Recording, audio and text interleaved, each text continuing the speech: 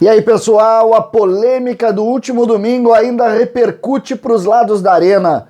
Filipão, Diego Alves e os seus conflitos, os bastidores e novos detalhes. A todo momento a gente descobre mais alguma situação. César, Cidade Dias falando de Grêmio aqui no YouTube, papo de gremista para gremista. Mas antes, fico com esse recado que é para você que está precisando de uma renda extra, que tal trabalhar para empresas ganhando em dólar na segurança de casa. O curso Lucrando em Home Office ensina um passo a passo profissional para esse trabalho.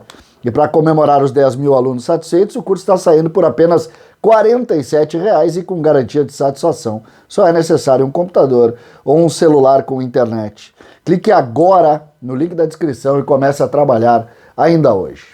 Gente, voltando aqui para falar de um assunto que tomou conta do ambiente, principalmente dos bastidores, na última semana. Isso mesmo. O episódio envolvendo Luiz Felipe Scolari no intervalo do jogo contra o Flamengo rende muita conversa até hoje. Eu acompanhei muito bem, quem trouxe a informação foi o Leonardo Meneghetti. Eu já fiz um vídeo sobre isso, sobre o desrespeito de alguns jogadores, principalmente do Diego Alves, em relação ao treinador do Grêmio, naquele intervalo do jogo, logo após o gol de Borja. O vestiário se tomou de uma série de situações e foi obrigado ali a que os seguranças agissem para que não houvesse nenhum tipo de conflito. O Meneghetti trouxe detalhes, inclusive, de uma briga antiga do Diego Alves com o Filipão, em razão de não ter sido convocado. Mas eu pego a informação e levo para um viés, que é o viés de dentro do vestiário do próprio Grêmio. Porque alguns jogadores também ali foram pro ataque, atacaram o jogador, atacaram o Renato, atacaram o ambiente do Flamengo, porque se viram incomodados com desrespeito ao treinador do Grêmio. E é a partir daí que eu falo no vestiário e principalmente no bastidor de uma pressão como essa. É a partir de lances como esse que começam a surgir as lideranças internas e principalmente o caráter do grupo, de um modo geral. Às vezes é preciso balançar um pouco as estruturas. É preciso. Às vezes em futebol, lances ou situações como essa colocam jogadores do mesmo lado, refazem relações que muitas vezes estão conflituosas, colocam sim outros nomes. Por exemplo, um nome que foi muito elogiado pela postura foi o nome do GPR, dizendo que o GPR tinha comprado a bronca. Tamo junto, vamos junto. Essa é uma relação. O Juan, da mesma maneira. O Jean-Pierre, inclusive, vai para cima do próprio Gabigol naquele episódio, mandando o Gabigol sair de perto do Borja, o Gabigol que tentava, de alguma forma, constranger o Borja ali. E é a partir daí que as coisas começam a se posicionar. Nós estamos falando, por exemplo, e esse foi o principal assunto da semana, na adaptação do Campaz. Pois ambientes como aquele ali, onde o grupo teve que se unir em nome do Filipão, em nome do Borja, em nome de uma situação, em nome da vitória do Grêmio, também tu incorpora jogadores que não estão ali. É uma questão humana. É uma questão sim, olha gente, o nosso time tá aqui, o nosso time é esse. Vamos com esse? Ou vamos entrar numa conversinha, vamos entrar num papinho? Lembram antes dos enfrentamentos contra o Flamengo, principalmente da Copa do Brasil, que a gente dizia, nada de abracinho, nada de conversinha, vamos parar com isso? Vocês lembram disso?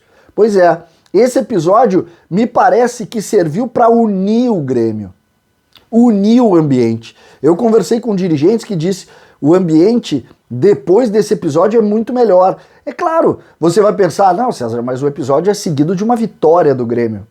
E a vitória pode ter causado isso também. É claro que a vitória, ela traz tranquilidade para um ambiente. Mas quando se tem fatos extremos, como uma briga, como um conflito, como o que aconteceu no último domingo, isso traz para dentro do trabalho uma ideia de afinidade. E pela informação que eu tive, ninguém saiu muito desse quadrado, não. Foram poucos os jogadores que foram questionados com relação à atitude que era preciso tomar ali. E isso serve para jogador, serve para a comissão técnica e serve também para os dirigentes. Eu vi muito dirigente orgulhoso com a atitude das pessoas. Orgulhoso de todos. E muitas vezes, eu não estou falando aqui de dentro do campo não, tá? Eu estou falando de fora do campo. Eu não estou colocando aqui a ideia do campo. Porque o campo, muitas vezes, tem outros componentes, até mesmo opções do treinador, que por vezes ou por horas são antipáticas. O próprio torcedor se incomoda. Mas quando tu vê o torcedor também comprando, quem não viu os textos que estão circulando, seja no Facebook, seja no Instagram, textos longos de pessoas, de conselheiros, defendendo a figura do Luiz Felipe, defendendo, criticando o Diego Alves, criticando os jogadores do Flamengo, exatamente pelo mesmo motivo. Se sentiram também tocados e ofendidos por aquilo ali, e não só o fato de se sentir ofendido, se sentiram dentro com ideia de pertencimento à causa do Grêmio. E essa é a grande missão e a grande lição deste episódio. A lição de que agora, nessas horas, vamos nos fechar, vamos nos unir, vamos tentar trazer para diante de um episódio como esse algo proveitoso, forte e que faça o Grêmio ali na frente mais competitivo e vitorioso mais uma vez. Essa é a relação e eu acho muito interessante que a gente desenvolvendo esse raciocínio, entendendo esse raciocínio, que parte exatamente de uma informação muito importante trazida pelo Meneghetti, amplamente discutida, mas que continua tendo repercussão dentro do vestiário e do ambiente do Grêmio. E esse vestiário, que por vezes, muitas vezes aqui a gente falou que não era totalmente fechado, que tinha alguns conflitos, começa aos poucos, com fatos como esse, com o resultado de fatos como esse, começam a convergir, começam a se abraçar, começam a se unir. A caminhada do Grêmio até o final do ano tem uma tarefa básica, que é não ser rebaixado. Isso, em tese, não é muito grande para as ambições do Grêmio.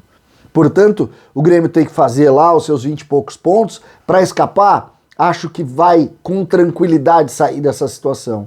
Mas a construção de um ambiente, principalmente visando o futuro, de ter um time mais uma vez na linha de frente. O Marcos Herrmann, inclusive, falou isso essa semana, dizendo, olha, a gente precisa de uma outra peça para a gente voltar a ser um time que dispute de igual para igual. Eu também concordo. Acho que esse é o caminho a partir de janeiro. Mas quando a gente vê relatos como esse, com orgulho das pessoas do ambiente do vestiário pela conduta das pessoas, bom, aí a gente vê que vai precisar do ponto de vista técnico, tático de evolução, não tenho dúvida, mas o ambiente parece que está retomado e resguardado. E só por aí a gente já pode ter tranquilidade de que os próximos passos, os que são domingo, no outro domingo, na segunda, que são os jogos e os trabalhos, eles vão ser efetivamente feitos com a garra que o Grêmio teve neste episódio. Não estou falando do jogo, estou falando da atitude e do caráter que o grupo começa a construir e às vezes os fatos servem exatamente para acender essa luz. O Grêmio me parece mais forte a partir daquele episódio, porque o grupo mostrou que abraçou a causa e vai nos tirar desse problema. César Cidade Dias falando de Grêmio aqui no YouTube.